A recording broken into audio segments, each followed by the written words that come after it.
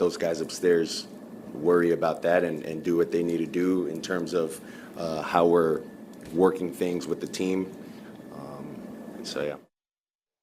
Stephen A., what should we make of those comments? We should make of it what we all know. Mike McDaniels needs to go. I would be surprised if by the end of the day, he still has his job as head coach of the Miami Dolphins. Could be wrong. Stephen Ross, who no doubt left early. We saw him in the suite and then we did it.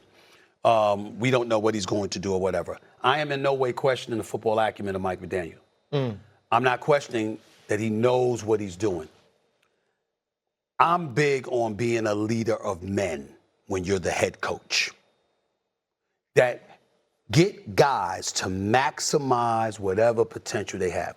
And I joke about this a lot because I have fun with it, Cam. I'm very, very well known for paying attention to my social life. At big moments. At big moments. Like, you know, it's June, and if the Lakers are going against Utah and we got to go on the road. You're going for the Lakers. I'm going for the Lakers. Right. I ain't apologizing for it. I love San Antonio City win beyond, but damn it, the one thing I root against them is because I'm tired of the Riverwalk. I'm just saying.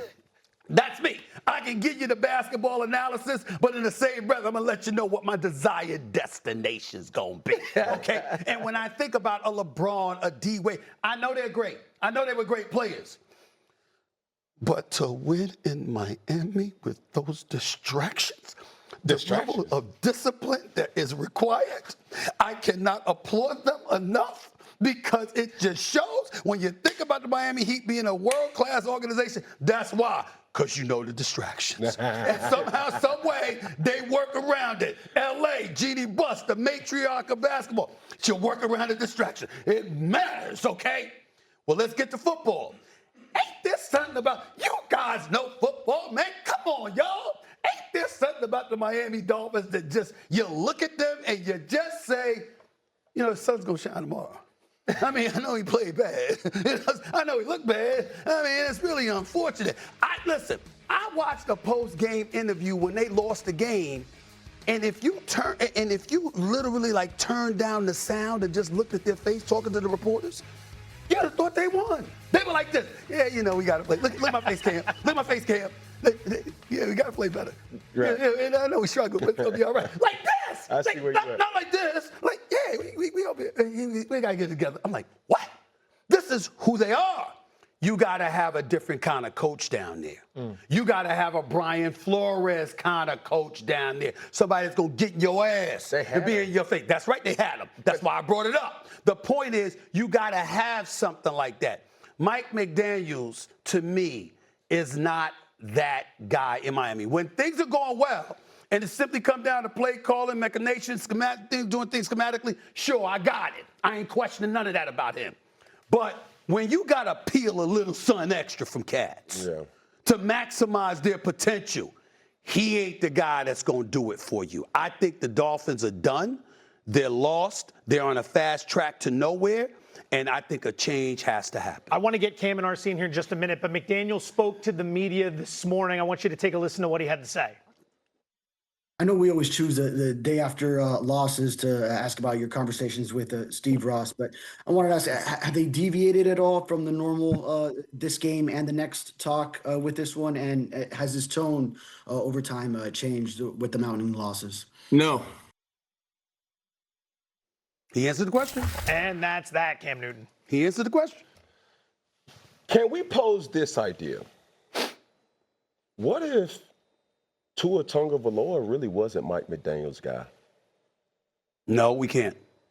Because when you think about the statistics, I'm going to bring it all. No, I'm saying before you go, I'm saying no, we can't, meaning that Brian Flores is there. He wanted Justin Herbert, not Tua Tagovailoa. But the point is, Mike McDaniels came into the job knowing that Tua was his guy. Correct. That's what I'm saying. But go ahead.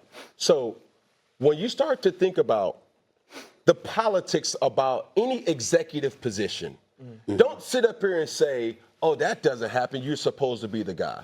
You can't say that. I can't say that. You can't say that because we all report to somebody. Yeah, fair. Mike McDaniels comes into a situation where he says, oh, this is my guy. I can win with him. Okay. That does not mean that's my guy.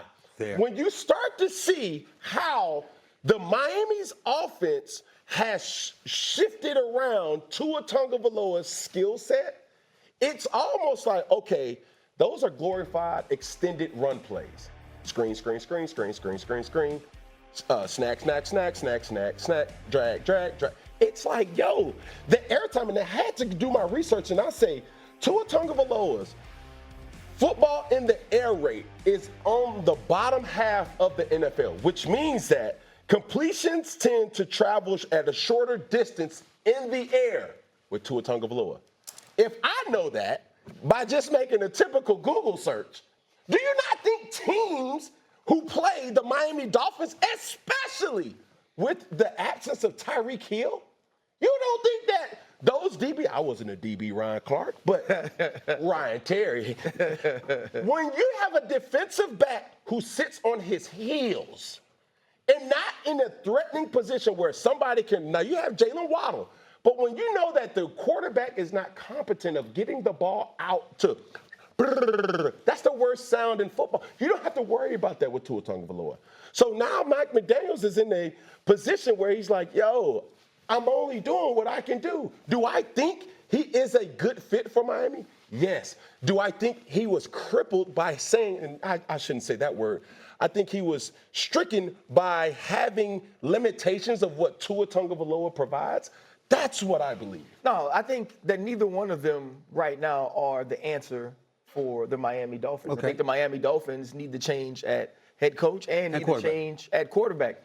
I believe Mike McDaniel is a good football coach. Yeah. I think he is amazing schematically, offensively. I think and we can't sit up here and say that what Mike McDaniel knows or what Mike McDaniel does doesn't work, because Tua had 2 career years. Yes. Under Mike McDaniel. We were talking about Tua in the MVP conversations before we saw injury take him off of the field. Right? Tua Tagovailoa was playing at a rate with Tyreek Hill, with Jalen Waddle, where he started to ascend into the upper tiers of quarterback in this league. Now, nobody can go through what he has gone through physically and be the same. You just can't. And he's actually openly admitted that. And then now when you see these other things happen, the Tyreek Hill away from the field issues, Tua Tagovailoa coming into post-game press conferences or doing meetings with the media and now talking about what's going on in the locker room, that's where you need the leader of men to step up. And so I think this has all been a snowball effect of not playing well, which started the off-the-field problems with Tyreek Hill last year in the locker room after the Jets game saying, I'm gone. That has made all of this go downhill. It's time for a change. But I believe in the right situation, Mike McDaniel is a good head coach in this league. And I think Tua Tagovailoa has played his best ball because of him. Let me be very clear, and I'm glad you said that, because I don't disagree. I never once questioned Mike McDaniel's acumen as a football coach, that he doesn't know what he's doing. I'm not qualified to say whether he knows what he's doing or not. Let's get that out the way first. Yeah. But secondly, and more importantly, I think, and by listening to all of y'all throughout the years, he's proven he knows what the hell he's doing. But I always, because it's from a fan's perspective, from a pundit's perspective, who hasn't played, how we look at it is like, okay, that's the insider perspective, and I get it. From the outside, we're thinking you got an offensive coordinator, you got a defensive coordinator, you got a special team. You got people. We've seen head coaches that deferred offensive coordinators calling plays and stuff like that. What it really comes down to is your ability to lead men when you're the head man. Those distractions that you talked about, that is a pivotal part of the job. When I think about, I remember when Bill Parcells took over the New York Jets, and you didn't expect anything from them, okay? Especially when you had Mark, you had who you had at quarterback, and Rex Ryan ultimately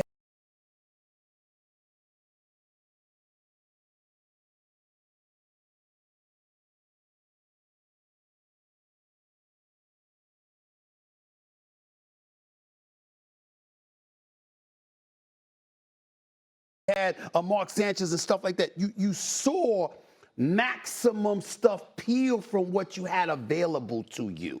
And you're exceeding expectations because you're looking at cats. I remember when we used to rave about Pat Riley. Pat Riley won championships in Los Angeles, but nobody could deny what he did for the New York Knicks. Because he resurrected them. You're like, who's Anthony Mason?